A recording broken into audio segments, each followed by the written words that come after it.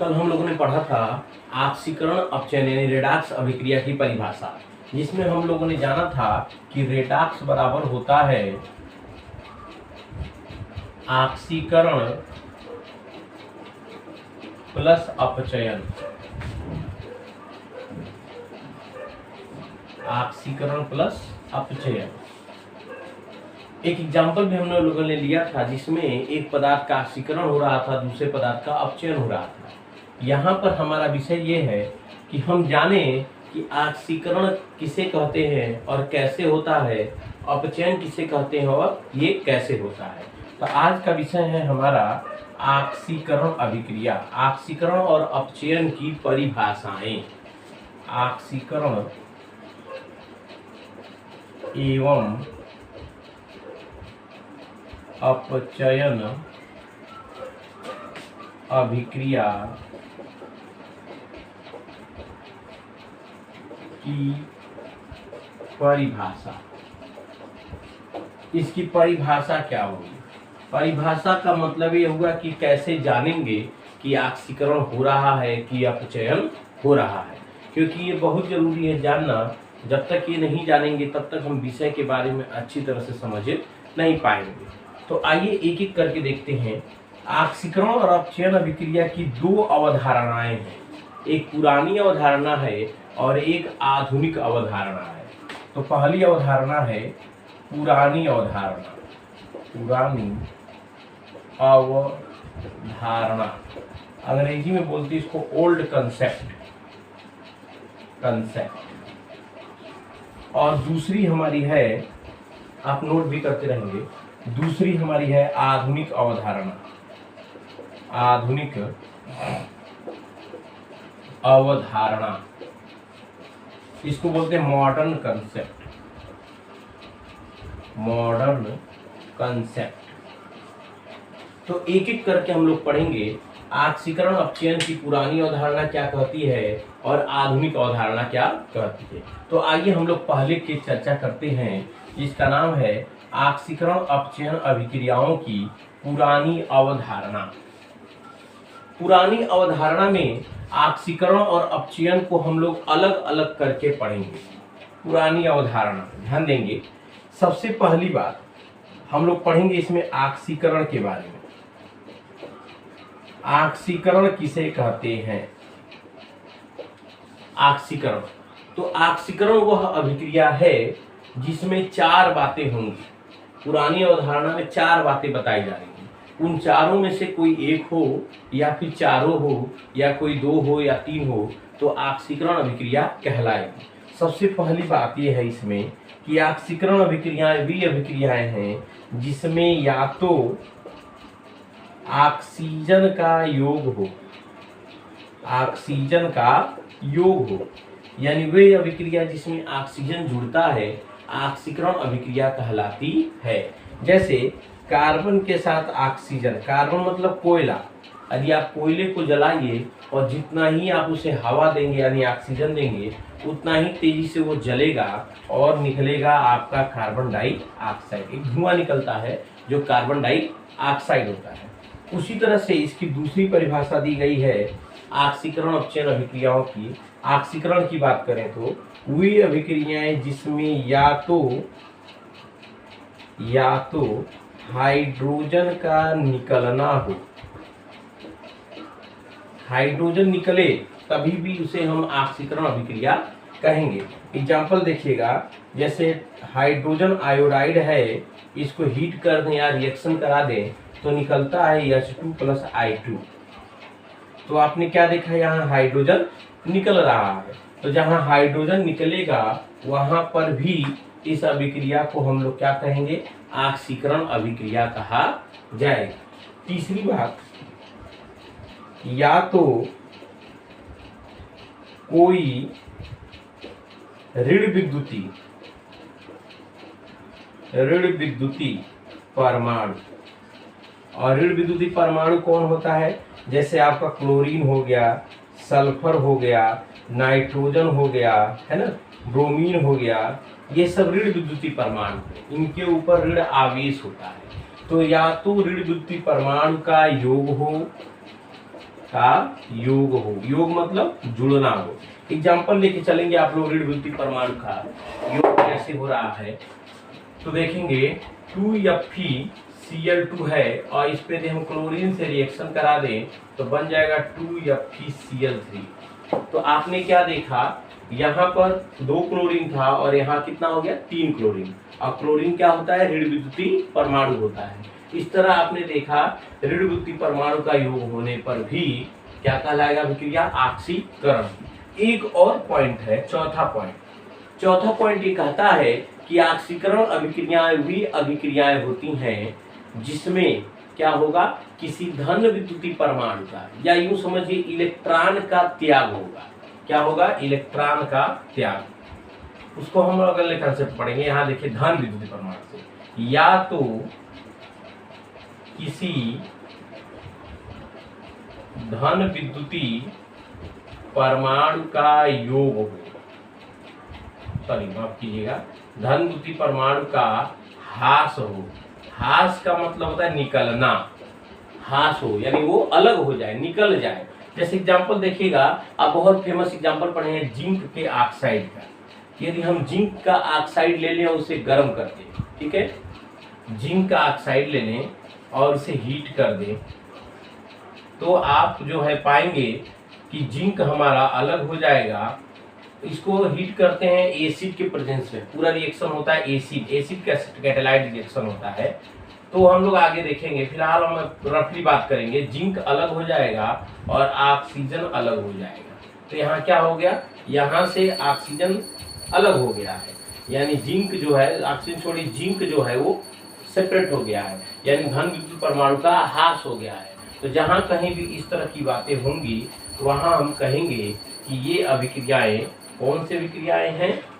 आप एक तरह से देखेंगे तो लगेगा ऑक्सीजन निकला है, तो एक्चुअल में ऑक्सीजन नहीं निकला, ऑक्सीजन की जगह है निकला कौन है, हमारा जिंक निकला है, धातु निकला है। इसलिए यहाँ पे धातु का ह्रास हो रहा है। तो ये सारी अभिक्रियाएं ऑक्सीकरण अभिक्रियाएं कहलाएंगी। यानी इनमें से कोई एक हो, इनमें से कोई एक हो या सब हो तो उन्हें बोलेंगे हम लोग ऑक्सीकरण अभिक्रिया। किस अवधारणा के अनुसार, पुरानी अवधारणा। अब बात करते हैं अपचयन की। अपचयन किसे कहेंगे, तो अपचयन ऑक्सीकरण का उल्टा है, जिसे कह सकते हैं ऑक्सीकरण का उल्टा। ऑक्सीकरण का उल्टा कहेंगे। तो जैसे यहाँ पे हो रहा था, 4 डिफिनीशन परिभाषाएं थी, 4 परिभाषाएं यहाँ पर भी आएंगी। तो इन दोनों में अंतर ये होगा, जो यहाँ होता है उसका जस्ट रिवर्स उल्टा यहाँ पर होगा। तो यहाँ परिभाषा हो जाएगी, ऑक्सीकरण में ऑक्सीजन का योग हो रहा था, लेकिन हम लोग अपचयन अभिक्रिया पढ़ रहे, याद रखिएगा। तो अपचयन अभिक्रिया में हाइड्रोजन का योग होगा। किसका होगा, हाइड्रोजन का। तो आइए करते हैं। सबसे पहले है या तो हाइड्रोजन का योग हो, हाइड्रोजन का योग हो। तो बहुत सारी ऐसी अभिक्रियाएं जिसमें हाइड्रोजन का योग होता है। हम एक एग्जांपल के रूप में ले लेते हैं। जैसे मान लिया, एग्जांपल लिया आपने, ले लिया CH3 और CH3 ना लेते हैं, हम एग्जांपल लेते हैं H2+I2 का। अभी ये एग्जांपल हमने लोगों ने लिया था, इसी का उल्टा देख लेते हैं, इससे ये भी चीज़ें समझ में आ जाएंगी। तो आप पाएंगे H2+I2 तो बन जाएगा 2HI। तो आपने क्या देखा, इसमें I में हाइड्रोजन ऐड हुआ है, जुड़ गया है, तो ये हो गया। दूसरी बात, या तो ऑक्सीजन का निकलना हो। इसमें कौन निकल रहा था, इसमें हाइड्रोजन निकल रहा था, इसमें कौन निकलेगा, ऑक्सीजन निकलेगा। तो बहुत सारे रिएक्शन ऐसे हैं जिसमें ऑक्सीजन निकल सकता है। जैसे देखिएगा, कॉपर का ऑक्साइड है, इस पे हाइड्रोजन से योग करा दें, यानी दोनों यहाँ देखिएगा मिलेगा। यहाँ योग ऑफ हाइड्रोजन, यानी हाइड्रोजन का जुड़ना भी है और रिमूवल ऑफ ऑक्सीजन, और ऑक्सीजन का निकलना भी है। तो देखेंगे क्या होगा, यहाँ से H2 और यहाँ से O निकल जाएगा H2O, और शेष बचेगा हमारा क्या, कॉपर। तो आपने यहाँ क्या देखा, कॉपर में से ऑक्सीजन निकल गया, या दूसरी भाषा में कहें ऑक्सीजन के साथ हाइड्रोजन जुड़ गया। यानी यहाँ दोनों बातें काम कर रही हैं, हाइड्रोजन का योग भी दिख रहा है और ऑक्सीजन का निकलना भी दिख रहा है। तीसरी बात, जैसा यहाँ कहा गया था कोई धन विद्युतीय परमाणु का क्या हो, योग हो, तो यहाँ उल्टा हो जाएगा। सॉरी, यहाँ किसी ऋण विद्युतीय परमाणु का योग है तो यहाँ धन विद्युतीय परमाणु का योग हो जाएगा धन विद्युतीय परमाणु का योग हो। यानी कोई धातु, धन विद्युतीय परमाणु कौन होता है, धातु, धातु का योग हो जाएगा। अगली परिभाषा इसमें देखते हैं क्या कहा है, या तो किसी धन विद्युतीय परमाणु का ह्रास हो, तो यहाँ धन विद्युतीय परमाणु का ह्रास नहीं होगा, यहाँ ऋण विद्युतीय परमाणु का ह्रास होगा। यहाँ होगा आपका ऋण विद्युतीय परमाणु का ह्रास हो, ह्रास मतलब निकल जाए, ऋण विद्युतीय परमाणु अलग हो। जैसे एग्जांपल लेते हैं, SnCl4 है और इसको किसी अपचायक के द्वारा, किसी पदार्थ के द्वारा, अपचायक की आवश्यकता पड़ती है अपचयन के लिए, अपचायक, अभी उसके बारे में बात करेंगे हम लोग। अपचायक, कोई अपचायक पदार्थ लगाते हैं तो ये क्या करता है, इसको SnCl2 में और क्लोरीन को बाहर किया, तो यहाँ देखिए 4 क्लोरीन था, यहाँ कितना हो गया 2, और 2 अलग हो गया, तो अलग हो रहा है कौन, ऋण विद्युतीय परमाणु। तो ऋण विद्युतीय परमाणु का निकलना भी अपचयन अभिक्रिया कहलाती है। तो अब तक हम लोगों ने पढ़ा ऑक्सीकरण और अपचयन की पुरानी अवधारणा। एक बार पुनः दोहराते हैं, ऑक्सीकरण और अपचयन एक दूसरे के विपरीत परिभाषा से परिभाषित होंगे। ऑक्सीकरण में ऑक्सीजन का योग, हाइड्रोजन का निकलना, ऋण विद्युतीय परमाणु का योग या किसी धन विद्युतीय परमाणु का ह्रास होता है, जबकि अपचयन अभिक्रिया में हाइड्रोजन का योग होता है, ऑक्सीजन का निकलना होता है, धन विद्युतीय परमाणु यानी धातु का योग होता है और ऋण विद्युतीय परमाणु यानी अधातु का ह्रास होता है। तो अब तक आप लोगों ने देखा क्या, पुरानी अवधारणा। अब इसके आगे हम लोग चलेंगे आधुनिक अवधारणा की ओर, ठीक है। तो बात करते हैं ऑक्सीकरण एवं अपचयन अभिक्रियाओं की आधुनिक अवधारणाओं के बारे में। तो आधुनिक अवधारणाओं को हम लोग 2 प्रकार से पढ़ सकते हैं, एक इलेक्ट्रॉनिक अवधारणा के आधार पर और एक ऑक्सीकरण संख्या अवधारणा के आधार पर। दोनों को हम लोग क्रम से देखेंगे। सबसे पहली बात करेंगे हम लोग इलेक्ट्रॉनिक अवधारणा के आधार पर ऑक्सीकरण और अपचयन किसे कहते हैं। तो इस आधार पर यदि हम बात करें ऑक्सीकरण की, तो इलेक्ट्रॉनिक अवधारणा का मतलब होता है इलेक्ट्रॉन से संबंधित। इलेक्ट्रॉन से संबंधित का मतलब ये है कि इलेक्ट्रॉन का त्याग होना और इलेक्ट्रॉन का ग्रहण होना। जब भी कोई अभिक्रिया कराते हैं तो तत्व अलग होते हैं, तो जब तत्व अलग होते हैं तो उस दौरान वो अपने इलेक्ट्रॉन को या तो लेके जाते हैं या तो इलेक्ट्रॉन देकर जाते हैं। तो इलेक्ट्रॉन को लेकर जाने और देकर जाने की वजह से आवेश में परिवर्तन हो जाता है और इस प्रकार से ऑक्सीकरण और अपचयन अभिक्रियाएं हो जाती हैं। तो आइए समझते हैं ऑक्सीकरण अभिक्रिया किसे कहेंगे, इलेक्ट्रॉनिक अवधारणा के आधार पर। तो एक बात आप याद रखेंगे कि जब इलेक्ट्रॉन का त्याग हो, इलेक्ट्रॉन का त्याग हो, यानी कि ऐसी अभिक्रिया जिसमें इलेक्ट्रॉन का निकलना दिख रहा हो, इलेक्ट्रॉन का त्याग हो रहा हो, या इसे ही कहेंगे आवेश में वृद्धि, आगे चढ़ेंगे उसको, इलेक्ट्रॉन का त्याग हो। जैसे एक एग्जांपल लेकर देखते हैं, सोडियम धातु है और वो जब भी किसी से जुड़ेगा, मान लो क्लोरीन से जुड़ रहा है, तो वो पहले इलेक्ट्रॉन का क्या करेगा, सोडियम धातु इलेक्ट्रॉन का त्याग करेगा। तो इसने इलेक्ट्रॉन को त्यागा है और बाद में जब देखेंगे आगे चल के कि क्लोरीन क्या करता है, क्लोरीन इलेक्ट्रॉन को ग्रहण करता है, तो अपचयन हो जाएगा और इस प्रकार से Na प्लस और Cl- जुड़ के NaCl बनाते हैं। इसी तरह से एक और एग्जांपल हम लोग देख लेते हैं कि कैसे त्याग हो रहा है, कैसे ग्रहण हो रहा है। जिस एग्जांपल की बात करें जल की, H2O बहुत ही अच्छा उदाहरण है ऑक्सीकरण अपचयन दोनों अभिक्रियाओं को एक साथ समझने के लिए। जैसे देखेंगे, यदि हम वाटर का हाइड्रोलिसिस करें, यानी वाटर को तोड़ने की क्रिया को हाइड्रोलिसिस कहते हैं। यदि हम वाटर को तोड़ें, कैसे तोड़ते हैं, विद्युत की वजह से विद्युत धारा प्रवाहित करते हैं अम्लीय माध्यम में, तो ये वाटर का लिसिस हो जाता है, यानी पानी टूट जाता है और टूटता है बनाता है 2H+ और बनाता है ऑक्सीजन पर 2 माइनस। ठीक, इसको ऐसे समझ सकते हैं आप, 2H प्लस निकलता है और हाफ O2 निकलता है। बैलेंस कर दे, यदि हम 2 का यहाँ मल्टीप्लाई कर दें तो यहाँ हो जाएगा हमारा 4H और प्लस O2 और निकल जाएगा हमारा क्या, 2 इलेक्ट्रॉन। तो आपने क्या देखा, यहाँ पर इलेक्ट्रॉन का त्याग हो रहा है। तो जब इलेक्ट्रॉन का त्याग होगा तो उस दौरान हम कह सकते हैं कि वे अभिक्रियाएं जहाँ इलेक्ट्रॉन का त्याग होता है। आप दूसरी बात भी देख सकते हैं कि ये अभिक्रियाएं इलेक्ट्रॉन को देने के बाद अपने आवेश में भी परिवर्तन ला रहे हैं। त्याग जब दे रहा है तो यहाँ कोई आवेश नहीं था, यहाँ आवेश बढ़ गया, यहाँ आवेश नहीं था, यहाँ आवेश बढ़ गया। तो इसको हम लोग इस पोर्शन में देखेंगे, ऑक्सीकरण संख्या में। अगला चलते हैं अपचयन के बारे में। अपचयन किसे कहेंगे कि वे अभिक्रियाएं जिसमें इलेक्ट्रॉन का ग्रहण हो।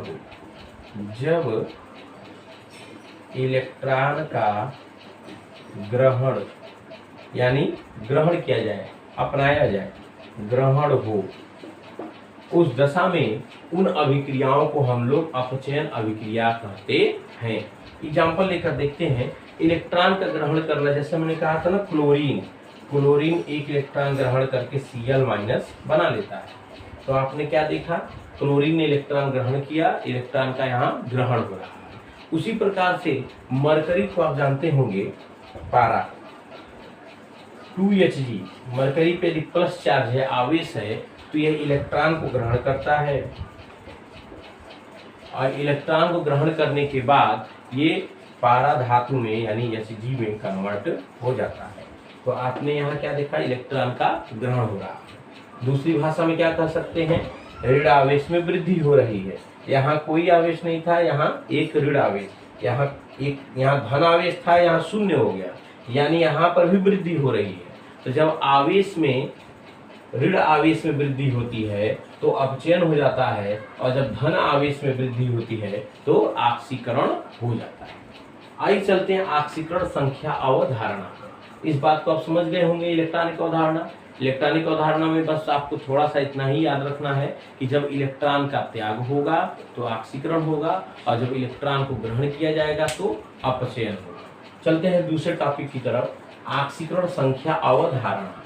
इसको जानने से पहले आपको जानना पड़ेगा कि ऑक्सीकरण संख्या क्या होती है और कैसे ज्ञात करते हैं। तो अभी मैं इसको अलग से टॉपिक लेके बताऊंगा, ऑक्सीकरण संख्या ज्ञात करना। फिलहाल आप जाने ऑक्सीकरण संख्या क्या होती है। किसी भी यौगिक में या तत्व में उसके परमाणु पर जो आवेश उपस्थित होता है, जो मूल आवेश उपस्थित होता है, वही उसकी ऑक्सीकरण संख्या कहलाती है। इसको एग्जाम्पल के रूप में भी हम लोग देखेंगे तो और बढ़िया से समझ पाएंगे। जैसे एग्जाम्पल हम लेते हैं 2Fe, इसको मैं पूरा मिटा देता हूँ, आप नोट कर लिए होंगे, रिएक्शन थोड़े बड़े हैं इसलिए मुझे अलग से मिटा दें। आपको याद होगा कल एक हमने रिएक्शन लिया था, उसी रिएक्शन को हम कंटिन्यू करेंगे यहाँ पर एग्जाम्पल के रूप में। याद होना चाहिए आपको, 2FeCl2 आपने लिया था, Cl3 लिया था आपने, और प्लस SnCl2 लिया था, और बनाया था आपने इससे 2FeCl2 और SnCl4। ये कल हमने एग्जाम्पल लिया था आपके लिए। इसी एग्जाम्पल से मैं ऑक्सीकरण संख्या अवधारणा के साथ ऑक्सीकरण और अपचयन दोनों को समझाने का प्रयास करूँगा। ध्यान दें, देखिए सबसे पहली बात जाने ऑक्सीकरण संख्या होती क्या है। तो मैंने आपको बताया ऑक्सीकरण संख्या क्या होती है। ऑक्सीकरण संख्या वह संख्या होती है जो किसी यौगिक में परमाणु के ऊपर, यौगिक में या तत्व में परमाणु पर उपस्थित मूल आवेश को दर्शाती है। मूल आवेश कितना है उसके, उसी को दर्शाती है।